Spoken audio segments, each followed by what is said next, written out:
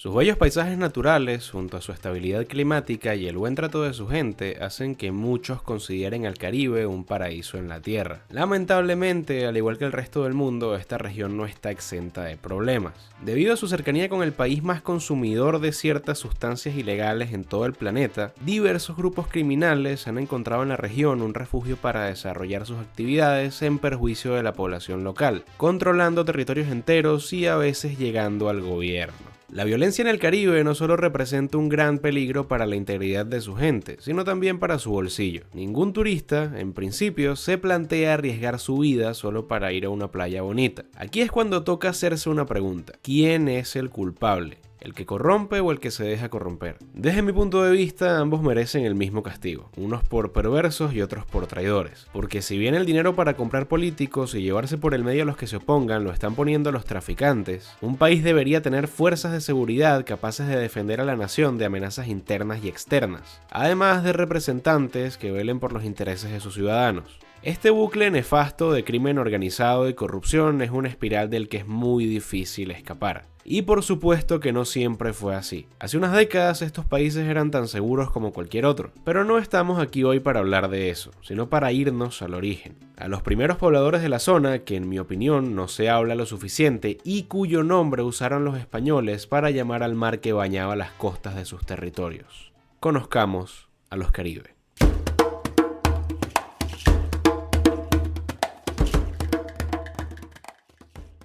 Alaska es una tierra bastante interesante. Cuenta con el bosque nacional más pequeño de todo el continente, teniendo solo 33 árboles. Tiene una compañía que se dedica a hacer cerveza en polvo, un gato ha sido alcalde de una ciudad por más de 15 años, es el hogar de Kenai, alta película Tierra de Osos, y fue el penúltimo estado de Estados Unidos en ser reconocido como tal. Antes de eso era considerado un territorio dependiente del gobierno federal desde su compra a Rusia el 30 de marzo de 1867. Pero nuestra historia de hoy inicia antes de esta compra, incluso antes de la conquista rusa de Alaska. Es más, muchísimo antes de la existencia de Rusia. Entre Alaska y el país exsoviético hay un estrecho llamado Estrecho de Bering que se congeló en la última glaciación hace 110.000 años y se descongeló en el 10.000 a.C.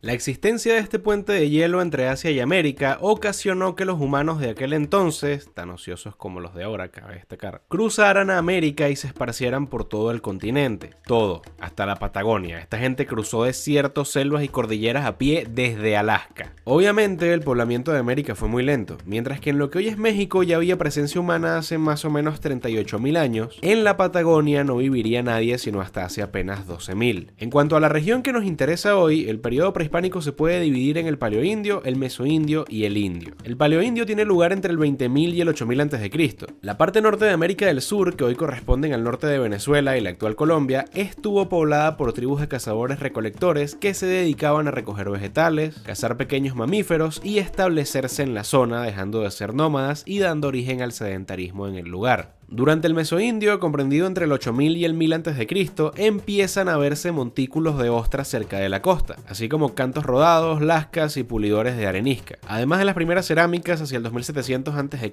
en los alrededores del lago de Valencia. Hacia los últimos siglos antes de Cristo empiezan a aparecer en la Colombia actual y el occidente venezolano terrazas para la agricultura, montículos para las viviendas y campos de cultivos con camellones artificiales, además de nuevos cultivos como maíz y algunos tubérculos. En las Antillas también hubo presencia de algunas culturas indígenas. Las evidencias son yacimientos que datan del 3100 a.C. en Cuba, del 3600 a.C. en la Española y del 2000 a.C. en Antigua. Estos primeros colonos muy probablemente tenían un origen centroamericano y no suramericano, como veremos más adelante. Durante los últimos siglos a.C. surgiría una nueva cultura a las riberas del Orinoco en lo que hoy es Venezuela, los arahuacos, que fueron capaces de extenderse desde Venezuela por la Colombia actual, Perú, Brasil, Bolivia y Paraguay. No conformes con esto, alrededor del 650 después de Cristo, cruzarían hasta Trinidad saliendo de lo que hoy es el estado Sucre en Venezuela y se expandirían por todas las Antillas, originando lo que posteriormente fue la cultura taína que habitó en Cuba, Haití, República Dominicana, Puerto Rico y otro montón de islas del Caribe. Cuando Colón llegó a América, esta fue la cultura con la que se encontró, contando que fueron amistosos y le trajeron oro, hierro, diamantes y perros que cambiaron por campanas y objetos de cristal. Colón diría: de buen grado negociaron todo lo que ellos poseyeron. Ellos no llevaban armas y no las conocen, ya que les mostré una espada, ellos la tomaron por el borde y se cortaron por la ignorancia. Sus lanzas están hechas de madera. Con 50 hombres nosotros podríamos subyugarlos a todos y hacerles hacer lo que quisiéramos. Es probable que esta cita haya contribuido a crear el mito del buen salvaje, esta idea de que el hombre primitivo y apegado a la naturaleza es bueno, pero la civilización lo corrompe. Mito que sería desmentido, entre otras personas, por un ilustre escritor liberal venezolano llamado Carlos Rangel, pero ese es un tema para otro video. Ok, eso está bien interesante, pero estás hablando de los arahuacos e iniciaste este video prometiendo hablar de los caribes. ¿Dónde están los caribes?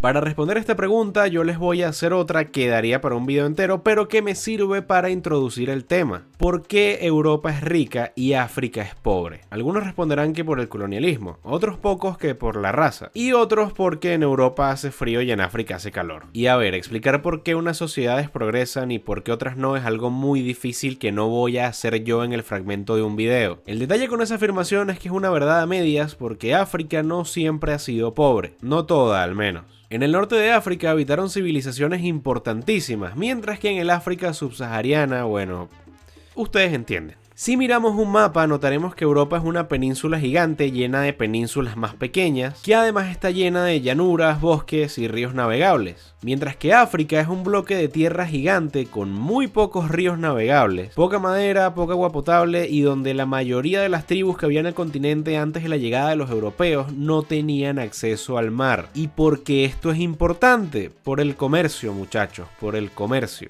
Aparte del desarrollo de un idioma, una cultura, un marco de valores, una religión y una identidad propia que le den a tu pueblo cierto sentimiento de unión y evite que se maten entre ellos, el comercio es importantísimo para que una civilización prospere. Llevas tus productos excedentes a otras partes y a cambio traes a casa dinero, productos que te hacen falta y lo más importante, conocimiento. Además de asegurar cierta paz entre las tribus por la relación de casi codependencia que se genera. Los europeos y norafricanos utilizaron los ríos como grandes carreteras para pasar mercancías y de vez en cuando ir a guerrear con otra gente. Mientras que los africanos subsaharianos, bueno, iban a pie y usando un palo.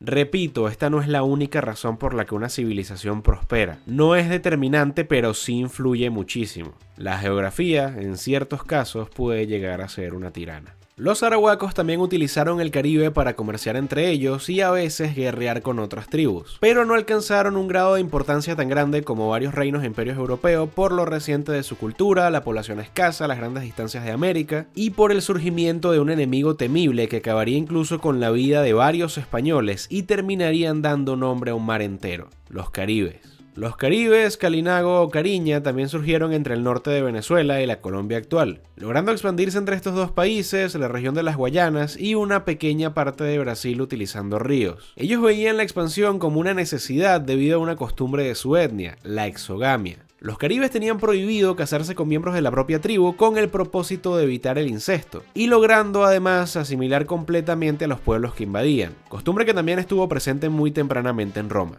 Los caribes se agrupaban en clanes familiares de linaje patrilineal llamados cacicazgos, manteniendo una especie de federación. Grandes caciques caribe bastante conocidos son Maracay, Tamanaco, Terepaima y Huaycaipuro, quien incluso estuvo en un billete venezolano. Y hablando de Venezuela, este es el único país caribeño cuyo nombre de su capital, Caracas, deriva de una palabra caribe. Caraca era el nombre con el que la tribu del lugar denominaba el valle donde se encuentra la ciudad, aunque hay otra versión que dice que viene del nombre de una flor. Los caribes también cultivaron papa, maíz, yuca, coca, tabaco, algodón, aguacate, auyama y varios frijoles. Otra costumbre que tenían era la de usar pintura corporal, pero la que más llama la atención y la razón por la que fueron temidos por otras tribus indígenas y por los españoles fue la antropofagia. Caribe, de hecho, es un nombre que deriva de la palabra caníbal.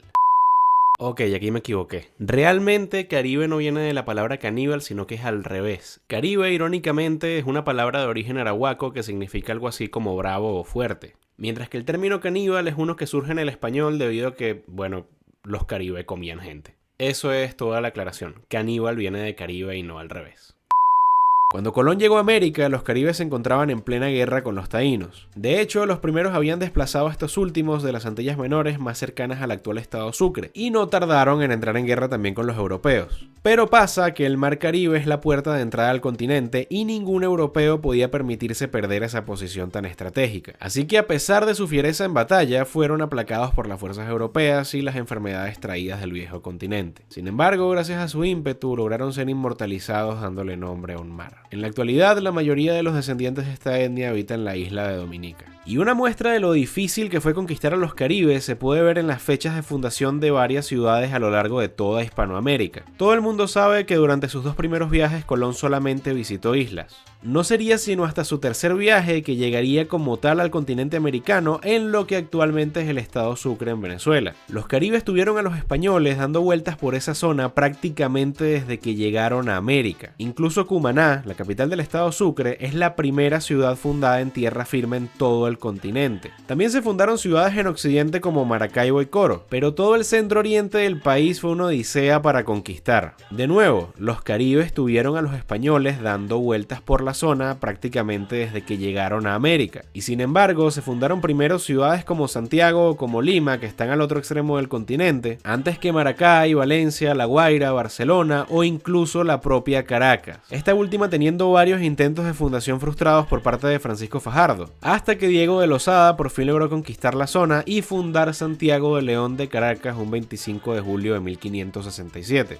Incluso en Centroamérica, que contaba con tribus indígenas bastante conocidas por su brutalidad en combate, se fundaron ciudades como la vieja Guatemala, Ciudad de México o San Salvador, mucho antes que las ciudades que nombré anteriormente. De no haber sido por la gran importancia estratégica de la zona, muy probablemente los caribes hubiesen pasado a la historia como una de esas tribus indómitas, de grandes guerreros que no fueron conquistadas sino hasta después de la independencia de sus países.